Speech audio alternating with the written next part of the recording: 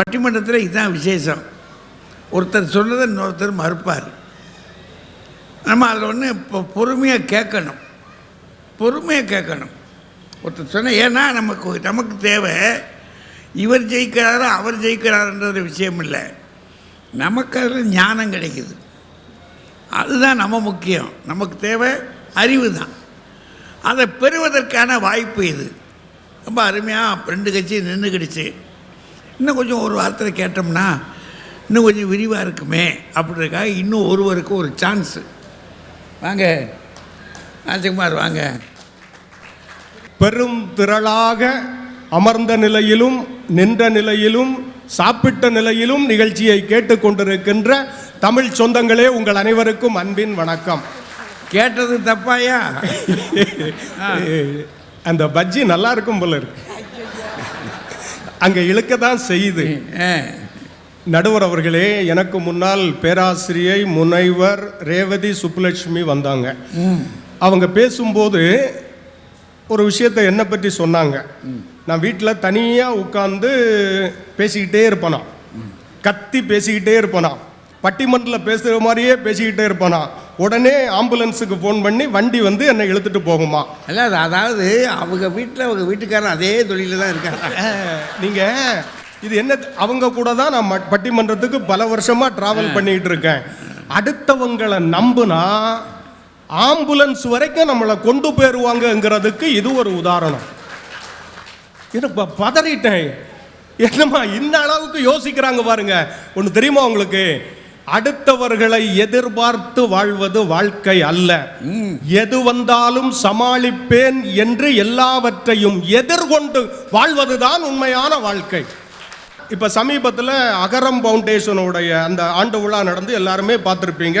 அதில் 51 மருத்துவர்களை அவர்கள் உருவாக்கி இருக்கிறார்கள்னு அந்த செய்தியை நம்ம எல்லாரும் பார்த்தோம். அது அவங்க பக்கத்துக்கு சாதகமாக அவங்க எவ்வளோ திருப்புறாங்க தெரியுமா? ரொம்ப ரசித்தேன். ஆனால் ஒரு விஷயம் தெரியுமா, அவங்களே சொன்னாங்க, அந்த பிள்ளைகளுடைய வீடு கல் உடைக்கிற குடும்பம், கரண்டே இல்லாத குடும்பம். இங்கே இருந்தெல்லாம் பிள்ளைகள் வந்தாங்க. ஆனால் அந்த வீட்டு பிள்ளை கல்லை உடைச்சிக்கிட்டே கல்வி பயின்று இருக்கிறான். நீங்கள் கரண்டே இல்லாத வீட்டில் இருந்துக்கிட்டு படிச்சிருக்கிறான். பணம் இல்லை, பெற்றோர்களின் உதவி இல்லை, சொந்தக்காரங்களுடைய உதவி இல்லை. ஆனால் ஒன்றே ஒன்று மட்டும் அவர்களிடம் இருந்தது, அதுதான் கல்வி. ஆகவேதான் அகரம் தேடி வந்து உதவி செய்தது. நீங்க எது இருந்தாலும் நம்மால் ஜெயிக்க முடியாது, ஆனால் கல்வி வைத்திருப்பவன் தோற்றதாக வரலாறே இல்லை. அதான் உண்மை. அடுத்தது அப்துல் கலாம். இப்போ எதையாவது சொல்லிட்டு அப்துல் கலாம்னு சொல்லிட்டா போதும்ல, அந்த இது இப்போ அப்படி ஒரு ஃபேஷன் ஆயிடுச்சு. அப்துல் கலாம் அவர்கள் ஆசிரியரை அவருடைய நன்றி உணர்வு, பள்ளிக்கூட ஆசிரியர்களையும் தேடி போனார், கல்லூரி பேராசிரியர்களையும் தேடி போய் நன்றி செலுத்துறது அது தமிழனுடைய பண்பு. அதை நம்முடைய அப்துல் கலாம் அவர்கள் பின்பற்றினார்கள். நான் ஒன்று கேட்குறேன், ராமேஸ்வரத்தில் தொடக்கப்பள்ளியில் படிச்சுக்கிட்டு இருக்கிற மாணவனை கடற்கரையில் போய் பறவைகளை பார் என்று காட்டினார். ஒரே ஒரு கேள்விதான், நிறைந்த மன்றம், கல்வி கற்றவருடைய மன்றம். அப்துல் கலாமுக்கு மட்டும்தான் பறவைகளை காட்டினாரா, அந்த வகுப்பில் உள்ள எல்லா மாணவர்களுக்கும் காட்டினாரா? ஒரு கேள்வி. அப்படியே இருக்கலாம். ஒரு கேள்வி. அப்ப வகுப்புல இருக்கிற இப்ப குறைந்தது அந்த காலத்துல ஒரு 30-40 மாணவர்கள் இருந்திருப்பார்ல, எல்லா மாணவர்களையும் அழைத்து வந்து பறவையை காட்டினார். எல்லோரும் பறவையை பார்த்தார்கள், அப்துல் கலாம் மட்டும்தான் பறப்பதற்காக பறவையை பார்த்தார். அதனால் அவர் கனவில் வெற்றி பெற்றார். அதனால் தான் சொன்னார், கனவு காணுங்கள்னு சொன்னார்.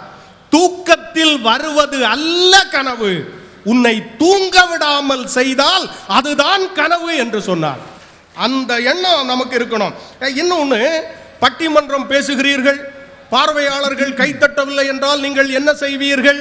ஒரு கேள்வியை கேட்டாங்கல்ல, அந்த அவங்க பக்கத்துக்கு பாயிண்டா எல்லாத்தையும் அள்ளி விடுங்க. நான் ஒன்று கேட்குறேன், இந்த தமிழ் பெரும் கூட்டம் என்பது எங்கள் தமிழறிஞர்களுக்காக வந்திருக்கின்ற கூட்டம், அது தமிழுக்காக வந்திருக்கின்ற கூட்டம். ஐயா, பட்டிமன்றம் 60 ஆண்டுகளை கடந்து வெற்றிகரமாக ஓடிக்கொண்டிருக்கிறது. அந்த கணவனா மனைவியாங்கிற தலைப்பு இருக்கு இல்லைங்க, அந்த தலைப்பு இந்த மண்ணில் தோன்றி 50 ஆண்டுகளை நிறைவு செய்திருக்கிறது. பட்டிமன்றத்தை எங்க இருந்த பட்டிமன்றம் தெரியுமா? இலக்கியவாதிகள் கையில் இலக்கியத்தை மட்டுமே பேசிக் கொண்டிருந்த பட்டிமன்றத்தை பாமரர்களின் வாழ்க்கையையும் பேச வைத்தவர் எங்கள் தமிழறிஞர். அதற்காக வந்திருக்கின்ற கூட்டம் நீங்க எல்லாத்தையுமே சேர்ந்துடுறது. இதுக்காக ஒரு கட்சிக்கு தலை தீர்ப்பு எடுக்க மாட்டேன். இல்லையா? நான் உண்மையை சொன்னேன். மதுரையில வந்திருந்துகிட்டு உண்மையை சொல்லலன்னா எப்படி? ஆண்டவனே இருந்தாலும் நாம் உண்மையை சொல்லலாம் என்று நிரூபித்த மண் இந்த மண், எங்கள் தமிழின் தவப்புதல்வன். அதுக்காக சொன்னேன். நடுவர் அவர்களே, எழுத்தாளர்கள் புத்தக கண்காட்சி, எழுத்தாளர்கள் வாசகர்கள் வாங்கவில்லை என்றால் புத்தகங்கள் என்ன செய்யும் சொன்னாங்கல்ல. நான் ஒன்று கேட்குறேன், நிறைய புத்தகங்கள், லட்சக்கணக்கான புத்தகங்கள் இருக்கு. எல்லா புத்தகங்களையுமா வாசகர்கள் வாங்குகிறார்கள்? எந்த எழுத்தாளர் மக்களுக்காக எழுதியிருக்கிறாரோ அந்த எழுத்தாளருடைய புத்தகங்களை போட்டி போட்டு வாங்குவார்கள். இன்றும் புதுமை பித்தன் வாசிக்கப்படுகிறார், வாங்கப்படுகிறார். ஜெயகாந்தன் வாசிக்கப்படுகிறார், வாங்கப்படுகிறார். கல்கியின் பொன்னியின் செல்வன் எத்தனை ஆண்டுகள் கடந்தது, அதுவும் பிரபலமாக நிறைய விற்பனை ஆகிறது. அப்படின்னா என்ன அர்த்தம் தெரியுமா? யார் வர வேண்டும் என்பதை அவருடைய எழுத்து தான் தீர்மானிக்கிறது. அந்த உணர்வு நமக்கு இருக்கணும். எல்லாத்தையுமே மேடம் அழகா சொல்லி இருக்கிறாங்க. நீங்க கர்ணன் அடேங்கப்பா ஐயா சொன்ன உடனே அதுக்கு மறுப்பு சொல்றாங்களாம். ஏன்னா அவங்க தமிழ் பேராசிரியை, அதனால அவங்களுக்கு படித்த சிலபஸ்ல அது இருக்கு, அதனால சொல்லிடுறது. என்னன்னா கர்ணன் ஒன்று தெரியுமா? தன்னம்பிக்கையின் உதாரணம். பொதுவாக நமக்கு மாதா பிதா குரு தெய்வம் 4 பேர் துணைங்கிறத நம்முடைய முன்னோர்கள் வருஷப்படுத்தி இருக்கிறாங்க. எல்லாருக்கும் இந்த 4 பேர்ல ஏதாச்சும் ஒரு சிலருடைய உதவியாவது இருக்கும். ஆனால் கர்ணனுக்கு மட்டும்தான் மாதா பிறந்த உடனேயே தொட்டியில் அந்த இதில் வச்சு ஆற்றில் விட்டுட்டாங்க இல்லைங்களா? அம்மாவின் உதவி இல்லை, தந்தை சூரிய பகவான் உதவி இல்லை, குரு வித்தைகளை கற்றுக் கொடுத்தார், சாபமும் கொடுத்தார். தெய்வம் எதிரணியில் நின்று அவனை கொல்வதற்காக நாள் குறித்து கொண்டிருந்தது. மாதா பிதா குரு தெய்வம் இந்த 4ம் துணை இல்லாமல் தன்னம்பிக்கையாலும் உழைப்பாலும் தன்னுடைய கொடை திறமையாலும் உயர்ந்தவன் கர்ணன். அதை சொல்லியாச்சு. அடுத்தது இதாவது நம்ம அவங்க சிலபஸ்ல இருக்கு. அடுத்தது ஷேக்ஸ்பியரை பற்றி ஒரு விஷயம் சொன்னாங்க பாருங்க. நான் ரொம்ப ஆடி போயிட்டேன். ஷேக்ஸ்பியர், நான் இங்கிலீஷ் லிட்ரேச்சர் படித்தவன். நிஜமாவே ஷேக்ஸ்பியர் அவங்க அந்த கதையை பாருங்க. குதிரை நாடக கொட்டகைக்கு வெளியில அந்த சிறுவன் நிற்கிறான். ஒருத்தர் குதிரையை கொண்டு வர்றார். குதிரையை பார்த்துக்கப்பான்னு சொன்னார். சொன்னதை தானே அவன் செய்யணும். ஆனால் அவன் என்ன செஞ்சான் தெரியுமா? அந்த குதிரையை நல்லா சுத்தம் பண்ணி கழுவி எல்லாத்தையும் பண்ணி அவ்வளவு பளபளப்பா வச்ச உடனே குதிரையை பார்த்துக்க தான் சொன்னார். அவன் என்ன பண்ணான்? குதிரையை பராமரிக்க ஆரம்பித்தான். அப்ப அவனுடைய மதிநுட்பமும் உழைக்கும் திறனையும் அவரை கவர்ந்ததால் காசு கொடுப்பதற்கு பதிலாக நோட்டு கொடுத்தார், பணம் கொடுத்தார். அவன் அதோட நிப்பாட்டல. அவன் என்ன நினைக்கிறான்? புத்திசாலித்தனமா யோசிக்கிறான். இந்த நாடக கொட்டகைக்கு குதிரை லாயம் எதுவுமே இல்லைல்ல, அதனால நாம் அதை உருவாக்குவோம்னு சொல்லிக்கிட்டு அந்த இடத்துக்கு ஒரு குதிரையை பராமரிக்கக்கூடிய ஒரு ஷெட்டை உருவாக்கினான். அதோட நிக்கல, நாடக கொட்டகைக்குள்ளாலேயே போனான். நாடகத்தை பார்த்தான். ஆனால் பார்த்தது மட்டுமல்ல, நாடகத்தை படைக்கவும் செய்தான். அதுதான் இன்றைக்கும் உலக இலக்கியங்களில் யாரும் தொட முடியாத உச்சம் ஷேக்ஸ்பியரின் நாடகங்கள். அவ்வளவு ஒரு எழுத்துங்கிறது இன்றைக்கும் வாசிக்கப்படுகிறது, சிலாகிச்சு மேடைகளில் நடிக்கப்படுகிறது, திரைப்படமாக எடுக்கப்படுகிறது. ஒரே ஒரு ஜூலியஸ் சீசர்னு ஒரு நாடகம் இருக்குங்க. அந்த ஜூலியஸ் சீசர் சொல்றது மாதிரி ஒரு வாசகம் வரும். என்ன தெரியுமா? ஒருத்தன் வந்து சொல்லுவான், நீ போகாதேன்னு சொல்லுவான். அவன் நான் போவேன், நான் தைரியம் இருக்குல்ல. அப்போ ஒரு வார்த்தை வரும், cowards die many but the valiant never, I am like a northern star அப்படிம்பான். என்ன தெரியுமா? கோழைகள் செத்து செத்து பிழைக்கிறார்கள், நான் வீரன், வீரனுக்கு ஒரு முறைதான் சாவு என்று துணிந்து சென்றவன் இன்றும் வரலாற்றில் வாழ்கிறார். அதான் விஷயம். நீங்க என்ன எல்லா விஷயத்த என்ன தெரியுமா? வாழ்க்கையில நம் கையிலேங்கிறது தன்னம்பிக்கை, உழைப்பு, தைரியம், இது 3ம் தாங்க நம் கையில். இந்த வாழ்க்கைங்கிற வார்த்தை இருக்குல்ல, வெறும் 4 எழுத்து தான், ஆனா அது 5 பொருள் தருதுங்க. முதல் எழுத்து வா, நம்மை வா என்று அழைக்கிறது. முதல் எழுத்தையும் 2வது எழுத்தையும் சேர்த்தா வாழ், வாழ் என்று நமக்கு நம்பிக்கை தருகிறது. அப்போ ஒரு கேள்வி வரும், எப்படி வாழ்றது? அதனால்தான் கடைசி எழுத்து இருக்கு பாருங்க, கை, கைகளால் உழைத்து வாழ், என்று வழிகாட்டுகிறது. அப்போ ஒரு கைகளால் உழைக்கும் போது நாம எப்படி இருக்கணும்னா, அதிலே வருது வா இக்கை அப்படின்னா என்ன அர்த்தம் தெரியுமா? கைகளால் உழைத்து வாழ்ந்தாலும் உன்னுடைய வாக்கை காப்பாற்றினால் நீ உயரலாம் அப்படின்னு சொல்லிக்கிட்டு, சரி இதெல்லாம் ஓகே. கடைசியில் நமக்கு என்ன கிடைக்கும்? முதல் எழுத்தையும் கடைசி எழுத்தையும் பாருங்க, வா கை என்று வரும். வாகை என்றால் வெற்றி என்பது பொருள். 4 எழுத்து வார்த்தைக்குள் வாழ்க்கைக்கான பொருளை சொன்னதுதான் தமிழின் சிறப்பு. நீங்க இப்ப நம்ம பேச்சாளர்கள் இருக்கோம், பேசுறோம். ஆனா உலகத்தின் மிகச்சிறந்த பேச்சாளர் என்று பாராட்டப்பட்டவர் கிரேக்கத்தினுடைய டமாஸ்தனிஸ் என்பவர். ஆனா அவர் வாழ்க்கையை படிக்கும் போது ஆச்சரியமா இருக்குங்க. ஆரம்பத்தில் அவருக்கு திக்குவாய், சொந்தக்காரங்க எல்லாம் கிண்டல் பண்ணியிருக்கான், உன்னால ஒன்றும் முடியாது, சொந்தக்காரங்கள்ட்ட பேச முடியல, சொத்தை கூட அபகரிச்சுட்டான். அவர் என்ன பண்ணார் தெரியுமா? திக்குவாய் தானே இது எல்லாத்துக்கும் பிரச்சனைன்ட்டு என்ன பண்ணார்? வீட்டுக்குள்ள போய் கதவை டோரை க்ளோஸ் பண்ணிட்டு வீட்டுக்குள்ள போனார். இந்த கூழாங்கற்கள் இருக்குல்ல, அதை வாய்க்குள்ள போட்டுக்கிட்டு வாயை உள்ள போட்டுக்கிட்டு என்ன பண்ணார்? சத்தமா கத்தி பேசினார். புத்தகங்களை படித்த கருத்துக்களை எல்லாம் சத்தி பேசினார். அப்புறம் வெளியே வந்தார். கடற்கரையில் அலைகள் அடிக்கிற இடத்துல அலைகளின் சத்தத்தை விட தன் சத்தம் உயர்வா இருக்கிறது கத்தி பேசினார். அது பரவாயில்ல, மலை ஏறிக்கிட்டே கத்தி கத்தி பேசினார். என்ன ஆச்சு தெரியுமா? எந்த திக்குவாய் அவருக்கு சிக்கலை உருவாக்குனதோ அவருடைய உழைப்பாலும் தன்னம்பிக்கையாலும் முயற்சியினாலும் திக்குவாய் மாறி உலகத்தின் தலை சிறந்த பேச்சாளர் என்கின்ற அங்கீகாரத்தை பெற்றார்னு சொன்னா இது சாதாரணமான விஷயம் இல்லைங்க. நம்ம வாழ்க்கையிலையும் சில நேரங்களில் என்ன ஆகும் தெரியுமா?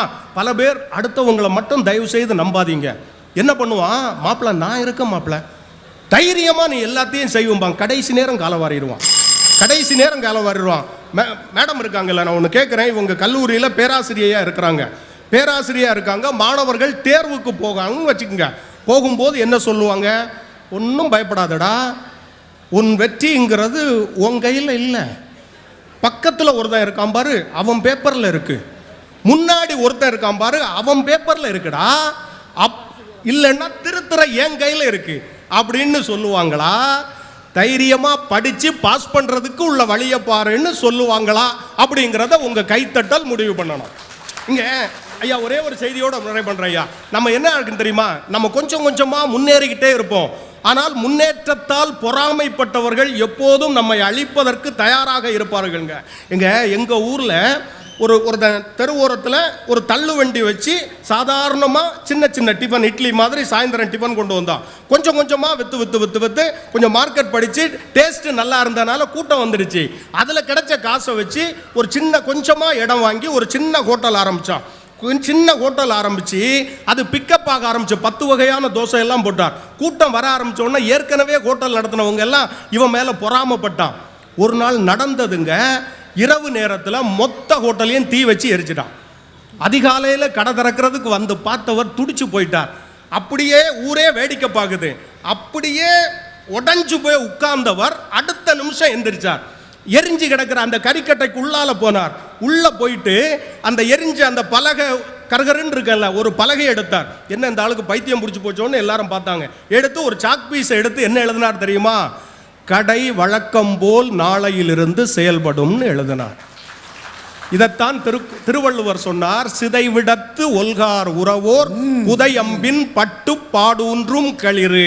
போர்க்களத்தில் களிறு யானை இருக்கிறது, அம்புகளை எல்லாம் தாங்கும். அப்படியே விழுந்த நேரத்தில் அடுத்த நிமிஷம் எந்திரிச்சு மீண்டும் தைரியத்தோடு போராடும். அதுதான் நம் வாழ்க்கை. தன்னம்பிக்கையோடு போராடுகிற போது நம்மை வீழ்த்த நினைப்பவர்களும் நம்மை வாழ்த்துவார்கள். நம் வாழ்க்கை நம் கையில். வாய்ப்புக்கு நன்றி, வணக்கம். மேடையில் கொண்டாந்து 2 பேர் அடித்து தூள் படுத்திருக்காங்க. எப்படி ஒரு சம்சாரம் விரட்டி விட்டுட்டான். அதான் விஷயம். அங்கே அவன் ஊருக்குள்ளே கிராமத்துக்குள்ளே உட்காந்துருந்தான். உட்காந்துக்கிட்டு இருந்த மட்டும் சொல்லிட்டாவா, இந்த ஜோலியை பார்த்துக்கிட்டே தெரியாது, வெறும் பிள்ளை பார்த்துக்கிட்டே தெரியலான்னு பார்க்குறியா? வேலை பார்த்தா தான் பிள்ளையை கஞ்சி குடிக்க முடியும், ஊருக்கு ஓடு அப்படின்ட்டான். லண்டனில் நாடகக்கோட்டையில் வேலை பார்த்தான். அப்படி முன்னேறினாயா அவன் அப்படின்னு அந்த வரலாற்றை எடுத்து வச்சு நல்ல செய்தி சொல்லியிருக்கார். அருமையான செய்தி. அதுக்கு கடைசியாக திருக்குறளையும் கொண்டாந்து சான்று விட்டுருக்கார். இவ்வளவு தெளிவாக இருக்க, இதை வச்சு ராஜாணி என்ன செய்ய போகிறாரு? வாங்க. எனக்கு முன்னாலே மிகச்சிறப்பாக கொஞ்சம் ஆஃப் பண்ணி. ராஜ்குமார் அவர்கள் பேசினார். பரீட்சையில் எழுதும்போது பேராசிரியர் என்ன சொல்லுவார், உன் கையில் தான் இருக்கிறதுன்னு சொல்லி தான் அனுப்புவார் அப்படின்னா. ஆனால் அவரும் பேராசிரியர், இவரும் ஆசிரியர், இங்கிலீஷ் வாத்தியார், நானும் ஒரு வாத்தியார். மார்க்கு போடுறது பையன் கையில் இருக்கா ஆசிரியர் கையில் இருக்கா? ஒரு ஏதாவது ஒரு மூட்டில் இருந்தானா 8க்கு 5 போடுவார். போடுறாங்களா இல்லையா? இதில் இருக்கிறதெல்லாம் பேராசிரியர்கள். ஆனால் இந்த மாதிரி சொன்னீங்கன்னா இப்போ நம்ம பட்டிமன்றம் பேசுகிற நேரமே யார் கையில் இருக்குது? நம்ம கையில் தான், ஐயா கையில் தான் இருக்கு. அவர் எப்போ பெல் அடிக்கிறாரோ போய் உட்காரணும்.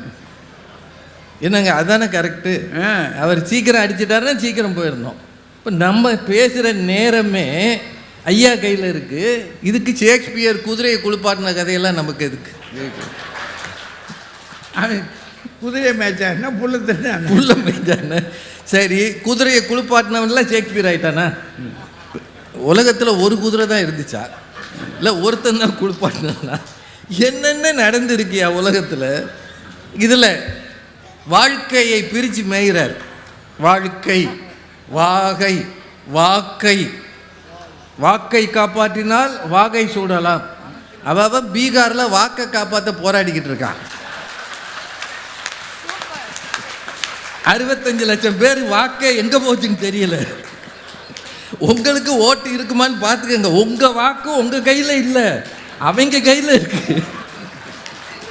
நாங்களே நொந்து கிடக்கோம். இவர் வாழ்கை, வாக்கை. இந்த வாத்தியார்களை விட்டால் பிரச்சனையே இதுதான். என்னத்தையாவது சொல்லி அதான் வகுப்பில் ஒரு பையில் இருக்க மாட்டேங்க. ஹோட்டலில் தீ வச்சுட்டு போயிட்டானா அவன் கறிக்குட்டை எடுத்து எழுதுனாலாம். ஒழுங்காக இருந்த ஹோட்டலில் தீ வச்சிருக்கான், இன்னொருத்தன் கையில் வந்து சிக்கி இருக்கு. அவன் அதை திரும்ப சரி பண்ண எவ்வளோ கஷ்டப்பட்டிருப்பான். என்ன பேசுகிறாருன்னே தெரியல. அப்துல் கலாம் ஐயாவுக்கு பறவையை காட்டியது ஆசிரியர் இல்லை. நீங்கள் வரலாறு அக்னி சிறகுகள் சரியாக படித்தீங்கன்னா தெரியும். அப்துல் கலாம் ஐயா அவர்கள் ராமேஸ்வரத்திலிருந்து ராமநாதபுரத்துக்கு படிக்க போனோம். அந்த காலத்தில் மேல் படிப்பு ராமநாதபுரத்தில் தான் இருந்தது. அப்போது அவங்க அப்பா இவர் போகிறதுக்கு யோசித்தார். அவங்க அம்மாவும் தடை பண்ணாங்க. இப்போ அவங்க அப்பா கூட்டு போய் ராமேஸ்வரம் கடற்கரையில் வானத்தில் பறக்கிற பறவையை பார், அது திசை தெரியாமல் எங்கெங்கோ பறக்கிறது, திரும்பவும் தன்னுடைய கூட்டை தேடி வருகிறது, அது மாதிரி நீயும் பறந்து போய் திரும்பி வா அப்படின்னு சொல்லி அனுப்புனார். சொன்னது அவங்க அப்பா. இதை சொல்கிறது சரி. ராஜ்குமார் வந்தோடனே ஒன்று சொன்னார், நீங்கள் கவனிச்சிங்களா? அடுத்தவர்களை எதிர்பார்ப்பது வாழ்க்கை அல்ல, எது வந்தாலும் நாமே சமாளிப்போம் என்று எதிர்கொள்வது தான் வாழ்க்கை சொன்னார் இல்லையா? ஞாபகம் இருக்கா உங்களுக்கு? இருக்கு. இப்போ ராஜ்குமார் வீட்டில் ராத்திரி 10 மணிக்கு 2 ரவுடி பயல்கள் வந்து வாசலில் நிற்கிறாங்க. ஏன் ராத்திரி இதுக்கு பகல்லே வரட்டும். சரி, நான் ஏதோ ஒரு பொருள் அந்நேரம் ராஜ்குமார் மனைவிட்ட என்ன சொல்லணும்? நாமே நம்ம எதிர்கொள்வோம், அடுத்தவரை எதிர்பார்க்க கூடாது, நாம் தான் செய்ய வேண்டும் சொல்லணுமா இல்லையா? ஆமாம். 100க்கு எதுக்கு ஃபோன் பண்ணுறீங்க? எதுக்கு ஃபோன் பண்ணுறீங்க? ஐயா நாங்களே பார்த்துக்கிறோம் ஐயா, காவல்துறை வராதிங்க. நான் யார்? குதிரையை குளிப்பாட்டினவன். எங்கேருந்தியா வந்தீங்க? ஒவ்வொன்றுக்கும் நம்ம அடுத்தால எதிர்பார்த்து கிடக்கிறோம். இது மாதிரி பேசி ரொம்ப அநியாயம். அது நிறைய விஷயம் இருக்குது. அவர் அன்புநாதன் சார் எங்களையெல்லாம் அவர் தான் கொஞ்சம் காப்பாற்றி வச்சிருக்கிறாரு. மாதத்துக்கு ஒரு தடையாவது நானும் ஐயாலாம் போய் அவர்கிட்ட கையை கொடுப்போம். ஏன்னா அவர் தான் இந்த நல்ல மருத்துவம் தருவார், நல்ல மருந்துகள் தருவார். நாங்கள் கொஞ்சமாவது நடமாடுறோம்னா அதுக்கு முழு காரணம் அவர் தான். நாங்களே அவரை நம்பி தான் இருக்கோம். அவர் இப்போ என்ன சொல்கிறாரு? நீங்களே உங்களுக்கு பல்ஸ் பார்த்துக்கங்கன்றாரு. பல்ஸ் பார்த்து என்ன பண்ண, எப்படி முடியும்? இதில் எங்களுக்கு நிறைய சொல்லியிருக்காரு. கோழி இறை தேட சொல்லி தருகிறது குஞ்சுகளுக்கு, சொன்னாரா இல்லையா? கோழி இறை தேட சொல்லி தருகிறது, அதுக்கு பிறகு குஞ்சு தானாக போய் சாப்பிடும். அந்த குஞ்சு அடுத்த நாள் இருக்குமா இல்லையான்றது அவனில் முடிவு பண்ணுவான். 2 சொந்தக்காரர் வந்தோடனே கழுத்தை நெரிச்சு சிக்கன் 65 ஆக்கிடுவாங்க. அது இருக்கிறது இல்லாததுமே ஒருத்தன் கையில் இருக்குது. என்னென்னவோ சொல்லியிருக்கிறாங்க, அவையத்து முந்தி இருப்ப செயல் நிறைய சொல்லிட்டாங்க.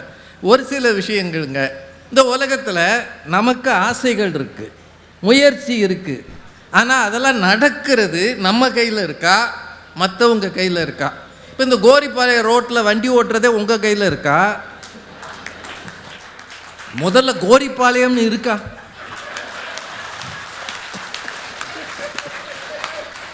அடுத்த வருஷம் அழகர் வந்தார்னா இது வர்ற ரோடே இல்லையா, வேற ரோடுன்னு சொல்ல போறாரு. அவர் வந்த ரோடு இது இல்லை. அமெரிக்கன் காலேஜே காணோம், ஏரியா பூரா நொறுங்கி கிடக்கு. இது நம்ம கையிலையா இருக்கு? இப்போ நாங்களே வண்டி ஓட்டிட்டு போகிறோம். இப்போ காவல்துறை என்ன செய்யுது, இனிமேல் இந்த பக்கம் போகாதே. நம்ம சார் நேற்று வரைக்கும் இதில் வந்தேன் சார், அது நேற்று, இன்னைக்கு இது அடைச்சாச்சு, இந்த பக்கம் போ சொல்கிறீங்களா இல்லையா? நாங்கள் ரோட்டில் வர்றதே உங்கள் கையில் இருக்கியா, எங்கள் கையில். அதில் ஐயா அவர்கள் அந்த நம் கையில்ன்றதுக்கு நிறைய பாயிண்ட் சொன்னார். அதாவது இந்த அணிக்கு மொத்தம் 3 பேர் பேசியிருக்கிறாங்க, எங்கள் அணிக்கு 2 பேர் தான். ஒரு சில விஷயங்கள் ஜிஎஸ்டி இப்போ குறைச்சிருக்கிறாங்க 8 வருஷம் கழிச்சு. முன்னாடி 4 ஸ்லாப் இருந்தது, இப்போ 2 ஸ்லாபாக ஆயிடுச்சு. ஒரு 8 வருஷம் கழித்து நாட்டுக்கு ஒரு நல்லது நடந்திருக்கு. இது நம்ம கையில் இருக்கா அவங்க கையில் இருக்கா? சார் தங்க விலை 10,005 ரூபா 1 கிராமு. 1972 ஒரு பவுன் 250 ரூபாய்க்கு விற்றுருக்கு சார். 250 for 8 grams. 8 கிராம் 250 ரூபா. இன்னைக்கு 10,005 ரூபா 1 கிராம். இன்னும் 1 வருஷம் போனால் போயிடும். வாங்குறவங்களாம் இப்பயே வாங்கிக்கோங்க. இந்த விலையேற்ற மாற்றம் உங்கள் கையில் இருக்கா யார் கையில் இருக்கு? ட்ரம்ப் திடீர்னு 50% வரி கொடுத்தாரு, போட்டார். இதனால் இந்தியா நெருக்கடியில் இருக்குது. திருப்பூர்லேருந்து தூத்துக்குடியிலேருந்து போனதெல்லாம் கப்பல் பாதியில் திரும்பி வருது. இது யார் கையில் இருக்கு? தூத்துக்குடியிலேருந்து கடல் உணவு நிறையா, இந்த ராட்டு மீன் எல்லாம் அனுப்பி விட்டதை பாதியிலே திருப்பி விட்டாங்கன்னு சொல்கிறாங்க. அனுப்பி விட்டவங்களாம் எக்ஸ்போர்ட்டர்ஸ். இதை வாங்கி என்ன பண்ண போகிறாங்க? திருப்பூரில் இருக்கக்கூடிய பல ட்ரெஸ்ஸு, டிஷர்ட்டு உற்பத்தியெல்லாம் நிறுத்தி வச்சுருக்கிறாங்க. இப்போ நம்ம ஊர் தொழில் நம்ம கையில் இல்லை, அவன் போடுற டாக்ஸில் இருக்குன்னா இதுதானே நிலைமை. நம்ம ஊர்லங்க நிறைய வளர்ந்தவர்களை பற்றியெல்லாம் பேசுனாங்க, ஐயாவும் பேசினார், நீங்கள் முன்னேறலாம் முன்னேறலாம்னு. சிவாஜி கணேசனை விட ஒரு பெரிய திறமசாலியான நடிகர் இருக்க முடியுமா? நீங்களே சொல்லுங்கள். சிவாஜி கணேசன் அவர்கள் வாழ்நாள் முழுக்க ஒரு மனிதனை தேடி தேடி போய் பார்த்து பொங்கல் அன்னைக்கு நமஸ்காரம் பண்ணிட்டு வருவார். இது யாருன்னா பெருமாள் முதலியார்னு ஒருத்தர். சிவாஜி கணேசன் அவர்கள் நாடகங்களில் நடிக்கும்போது ரொம்ப ஒல்லியாக இருப்பாராம், பெண் வேஷம் போட்டே நடிச்சிருக்கிறாரு. அவரை கொண்டு வந்து பராசக்தின்ற படத்தில் 1950களில் அவரை கொண்டாந்து நடிக்க வைக்கிறாங்க. கொஞ்சம் படமும் எடுத்துட்டாங்க, ஒரு 5000 அடி வரைக்கும் எடுத்துகிட்டு ஏவிஎம் நிறுவனம் போட்டு பார்க்குது. பார்க்கும்போது அவங்களுக்கு பிடிக்கலை, இந்த பையன் சரியில்லை, ஒல்லியாக இருக்கான், கதாநாயகனுக்கு சரியான ஆள் கிடையாதுன்னு வேண்டாம்னு சொல்லிட்டாங்க. ஆனால் அந்த பெருமாள் முதலியார்ன்றவர் மட்டும் இல்லை, இவன்தான் இந்த படத்தின் கதாநாயகன் உறுதியாக சொல்லியிருக்கிறார். சொன்னதும் இல்லாமல் சிவாஜி கணேசனை கொஞ்ச நாள் வச்சு நல்ல சாப்பாடு கொடுத்து உடம்பு கொஞ்சம் குண்டாக வச்சு ஏற்கனவே எடுத்த காட்சிகளை எல்லாம் திரும்பவும் படமாக்கி பராசக்தியை கொண்டு வந்தார். இந்த படம் வந்ததற்கு காரணம் சிவாஜி கணேசன் வந்த பிறகு பெரிய ஆள் ஆயிட்டாரு. நான் முதல் படத்தின் வாய்ப்பை உறுதியாக தந்தது யார்? பெருமாள் முதலியார். பெருமாள் முதலியார் இல்லை என்றால் சிவாஜி கணேசனே இல்லை என்பதுதான் உண்மை. அப்படின்னா அது யார் கையில் இருந்தது? பெருமாள் முதலியார்.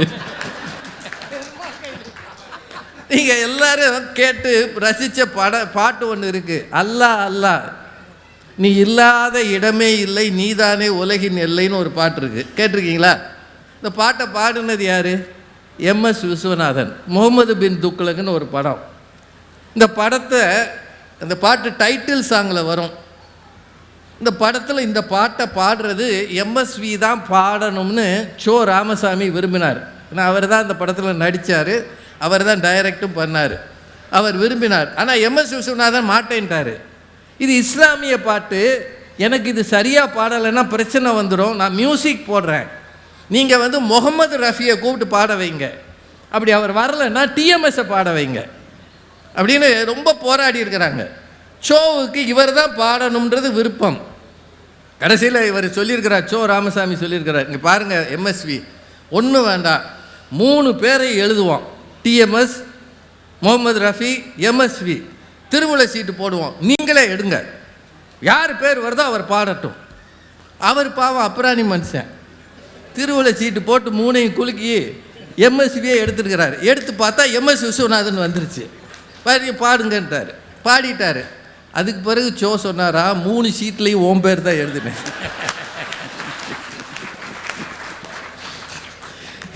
3லையும் ஓம் பேர் தான் எழுதினேன், நீ என்ன பண்ணுவ? ஆனால் எம்எஸ்வியின் வாழ்க்கையில் மிக மிக மறக்க முடியாத பாடலாக இன்றைக்கும் அது இருக்கிறது. ஞாபகம் வச்சுக்கோங்க. அதை ஒருவர் நினைத்தால் இது மாதிரி செய்ய முடியும். சந்திர கிரகணம் தானுங்க இது. எதனால் வருது? சந்திரனால் வருதா? அறிவியல் தெரிஞ்சவங்களாம் சொல்லுங்க. அது பாட்டுக்கு இருக்கு, அது இங்கே இருக்கு, சூரியன் இங்கே இருக்கு, அந்த வெளிச்சம் இங்கே பட்டு நமக்கு வெளிச்சம் வருது. கிரகணம் எப்படி வருது? இதுக்கு நடுவில் பூமி உள்ளே போயிடுது, போகுதா இல்லையா? கிரகணம்ன்றது சந்திரனுக்கும் சூரியனுக்கும் நடுவில் பூமி போகிறதால் வருவது. பூமி சும்மா இருக்க மாட்டாமல் நடுவில் போய் நின்று சந்திரனுக்கு வருகிற ஒளியை மறைத்து பூமியில் படுகிற ஒளியை சந்திரன் வாங்குவதால் தான் இன்னைக்கு சிவப்பு நிலா தெரியும்ன்றாங்க. நம்ம ஊர் இருக்கிற நிலைமையில் இப்போ ஒரே மேகமாக இருக்குது, தெரியுமான்னு தெரியல, தெரிஞ்சால் 11 மணிக்கு பாருங்கள். அப்படின்னா கிரகணம் வருவதே சந்திரன் கையில் இல்லை, இடையில் இருக்கிற இன்னொரு கோளாகிய பூமியின் கையில் இருக்கிறது. என்றால் பூமியில் வாழுகிற நம் வாழ்க்கை எவர் கையில் இருக்கிறது? யோசிச்சு பாருங்க. ஒரே ஒரு செய்தியை மட்டும் சொல்லி நிறைவு செய்கிறேன். இந்த நிறைய ஐயா ஒரு அருமையான திருக்குறள் சொன்னார். கமிஷனர் ஐயா வினைவலியும் மாற்றான் வலியும் தன் வலியும் துணை வலியும் தூக்கி செயல், அந்த குறள்லாம் சொன்னார். ரொம்ப மகிழ்ச்சி, காவல்துறையில் இருக்கிற ஒரு பெரிய அதிகாரி திருக்குறளை சொல்லுகிறது, அதுவும் சிரிச்ச முகமாக சொல்றது. அது மட்டும் இல்லை, இந்த மாதிரி ஒரு நிகழ்வில் முழு நிகழ்ச்சியிலையும் நான் மேடையில் இருக்கிறேன்னு பெருந்தன்மையாக இருப்பது பெரிய விஷயம். ஏன்னா அவருக்கு 1008 வேலை இருக்கும். இன்னைக்கு அவரை அனுமதிச்சிருக்காங்க இருக்குல்லங்க. அவரே சொல்றார், அந்த குரலே அவங்க அணிக்கு உள்ளது இல்லை, எங்க அணிக்கு உள்ளது, ரெண்டுக்குமே இருக்குன்னு அவர் சொல்லிட்டார். அதனால அவரே நடுவராக இருக்கிறார். ஒரே ஒரு விஷயம் மட்டும் சொல்லி நிறைவு செய்கிறேன். ஜெஃப்ரி ஹிண்டன் அப்படின்னு ஒருத்தருக்கு தான் இந்த ஆண்டு ஃபிசிக்ஸ்க்கு நோபல் பரிசு கொடுத்துருக்குறாங்க. ஃபிசிக்ஸ்க்கு அவர் பேர் ஜெஃப்ரி ஹிண்டன். அவர் நேற்று ஒரு பேட்டி கொடுத்துருக்கிறார், இதை தயவு செய்து நீங்கள் போய் பாருங்கள். ஆர்டிஃபிஷியல் இன்டெலிஜென்ஸ், செயற்கை நுண்ணறிவு என்பது இன்றைக்கு உலகம் முழுக்க வந்திருக்கிறது. அது ஆர்டிஃபிஷியல் இன்டெலிஜென்ஸ்னால் நீங்கள் பார்க்குறீங்களா, சின்ன பிள்ளை பாட்டு பாடுற மாதிரியெல்லாம் வரும், யூடியூப்லலாம் வருது. இப்போ பட்டிமன்ற பேச்சாளர்கள் மாதிரியெல்லாம் அது வரும். பாரதி பாஸ்கர் மாதிரி யாரோ பேசிகிட்டு இருக்கிறாங்க, ஐயா வாய்ஸ்லேயே ஒரு சின்ன பையன் பேசிக்கிட்டு இருக்கிறான். இன்னும் கொஞ்ச நாள் ஐயா மாதிரியே ஒரு உருவத்தை உருவாக்கி போட்டுருவாங்க. அப்படின்னா அந்த அளவுக்கு ஆர்டிஃபிஷியல் இன்டெலிஜென்ஸ் வந்துருச்சு. அடுத்து வரப்போவது ஆர்டிஃபிஷியல் ஜென்ரல் இன்டெலிஜென்ஸ், ஏஜிஐ. அதுக்கு அடுத்து வரப்போவது ஆர்டிஃபிஷியல் சூப்பர் இன்டெலிஜென்ஸ், ஏஎஸ்ஐ. 3 வரப்போகுது. இது வந்துருச்சுன்னா என்ன வரும் அப்படின்னு யாருக்கும் தெரியாதான். 2030 பலர் பார்க்கிற வேலைகளை ரோபோக்கள் கையில் எடுத்துக்கொள்ளும். இது நான் சொல்லலை, அந்த ஜெஃப்ரி ஹிண்டன் என்கிற நோபல் பரிசு பெற்றவர் சொல்லுகிறார். இது என்ன ஆகும் என்றால், பணக்காரர்களை மேலும் பணக்காரராக்கும், ஏழைகளை மேலும் ஏழையாக்கும் என்று அவர் பயப்படுகிறார். உலக அரங்கிலே இதுதான் நடக்கப் போகிறது என்று பயப்படுகிறார். பலரது வேலை வாய்ப்பு பறிபோகும் என்கிறார். படித்தோடனே வேலை உங்களுக்கு கிடைச்சிரும்னு இன்னைக்கு நம்புகிறோம், ஆனால் எதிர்காலம் என்ன ஆகும்னு தெரியலை. இப்படி இருக்கிற உலகச் சூழலே வித்தியாசமாக இருக்கும்போது நம் வாழ்க்கை நம் கையில் என்று நம்புவோம். ஆனால் எனக்கு என்னவோ, நாங்கள் பெற்ற அனுபவம், என்னை விட மிகச்சிறப்பாக படித்தவர்கள் நிறைய உண்டு. நான் இவ்வளவுக்கு தமிழ் படிக்கலை, இவர் இங்கிலீஷ் வாத்தியார் மாதிரி நான் தமிழ் இங்கிலீஷ் படிக்கலை. நான் காமர்ஸ் தான் படித்தேன் இதே அமெரிக்கன் கல்லூரியில். ஆனால் ஏதோ ஒரு அது முன்வினை நற்பயன்னு நினைக்கிறேன். ஐயாவை சந்தித்து அவரோடு கூட இருந்ததால் தான் நானும் ஒரு பேச்சாளரானேன். நான் என்னவோ பெரிய பேச்சாளராக வந்துட்டேன். நான் இன்றைக்கு மேடைக்கு இருப்பதற்கு ஒரே காரணம் ஐயா அவர்கள் தான் என்பதால். அதை வச்சு மட்டும் நான் தீர்ப்பாக சொல்லலை. யாராவது ஒரு பெரியவரை நீங்கள் அணுகினால் உங்கள் வாழ்க்கை மாறும். அதான் வள்ளுவர் பெரியாரை துணைக்கோடல்னு அரசருக்கே சொன்னார். நம் வாழ்க்கை நம் கையில் என்று நம்புவோம், ஆனால் உண்மையில் அது பிறர் கையில் தான் இருக்கிறது என்று சொல்லி நல்ல வாய்ப்புக்கு நன்றி கூறி நிறைவு செய்கிறேன். நன்றி, வணக்கம்.